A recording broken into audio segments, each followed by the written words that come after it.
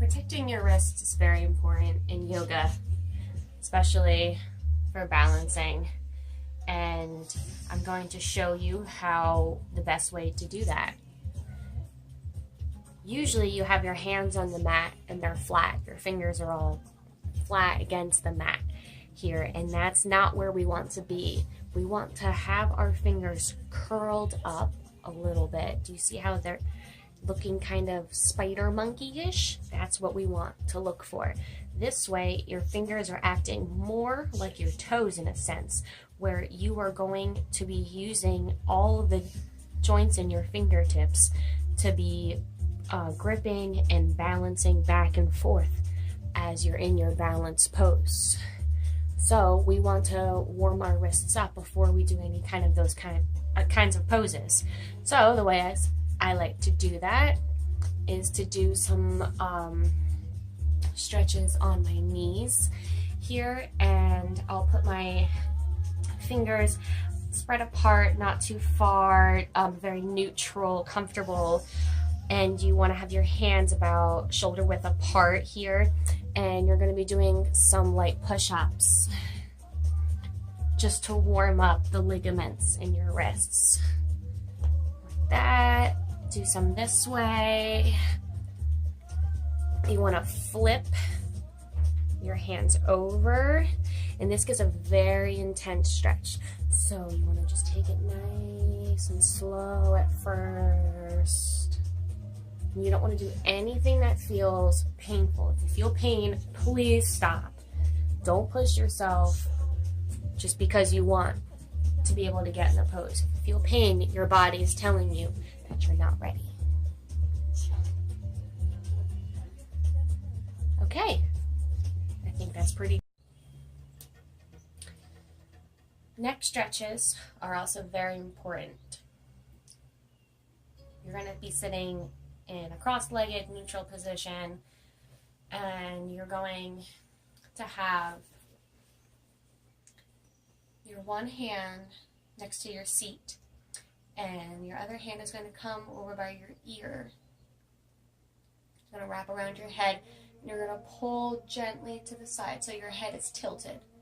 And then you're going to immediately start feeling a bit of a stretch in your neck. And then to feel more, you're going to lift your arm up and down. Pet your kitty cats, because they need love. Up and down. And sometimes it's nice just to have it sitting here too, and just breathing deeply. And then you do that on the other side as well. And also another great warm-up for your neck is to go into an extended puppy position, which looks like this. You're on your knees, your arms are extended out in front of you, and you want to lift your arm just a little bit and stick your other arm in the hole. And you want to have the side of your head on the mat now. I know this is giving a nice stretch in your neck and your shoulders. And to come out of the pose, make sure you move your head first. Put your forehead on the mat. And then move your arms back.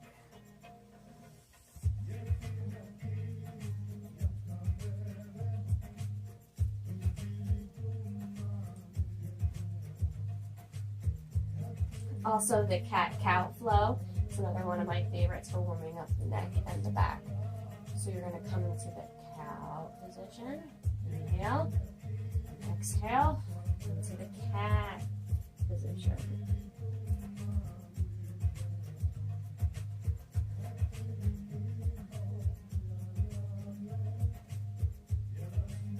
Head back in the cow. Head forward. In neutral in the cat.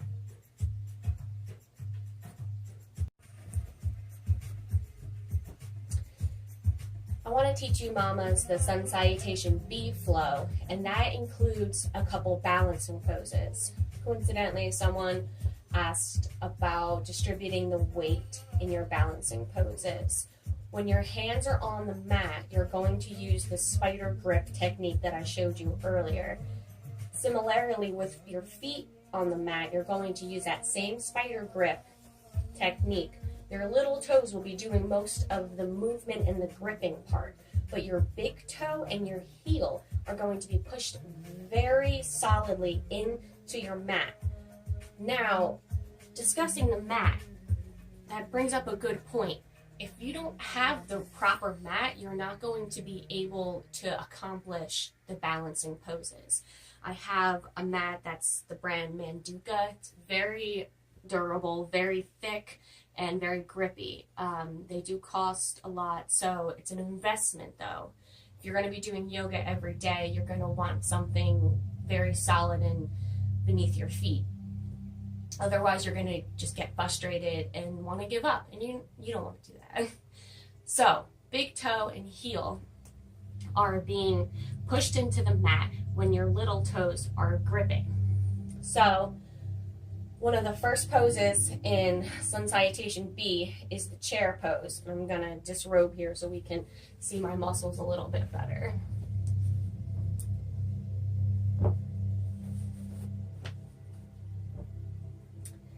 Now, in the chair pose, your feet are together,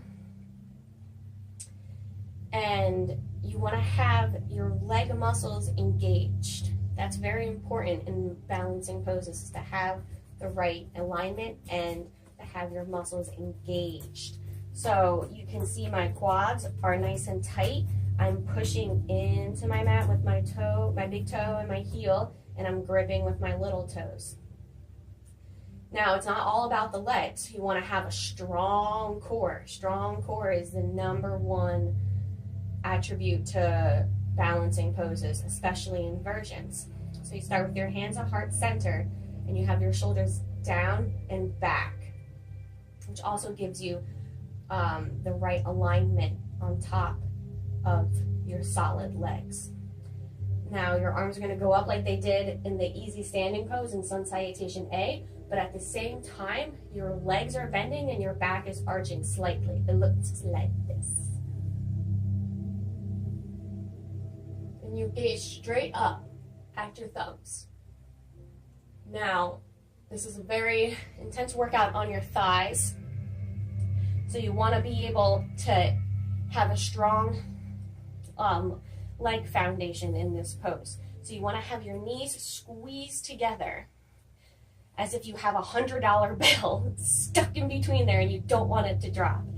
And your ankles are touching, your toes are touching, and you're imagining as if you're sitting in a chair, which is why it's called the chair pose. And then you have a slight arch in your back. You don't want to be too far back. You want to be just a slight. It's a nice heart-opening pose. The next balance pose that you'll come across in Sun Salutation B will be the warrior pose. It's a very common pose. Many of you are probably familiar with it. So what we're going to do is we're going to break down the pose a little bit so when we come to it in the flow, it's not going to be so scary. So you want to have about, I would say, a 3-foot gap in between your front leg and your back leg. And you need to have the right placement of your feet too. So your front foot is facing along with your mat, nice and straight and vertical. And your knee is perpendicular to your mat. And adjusting your feet is absolutely important. Don't think where you put your feet is, where they need to be. So you want to have your knee come just so you can barely see your toe anymore. So you have a nice straight perpendicular line here. And then you want to have your back foot at a 45-degree angle. Anna. And this will put you in a nice lunge position where your thigh will now be horizontal with your mat. And now we're going to have that same arch position as we did in the chair pose and the same gaze at your thumbs. And look at that. You are a warrior.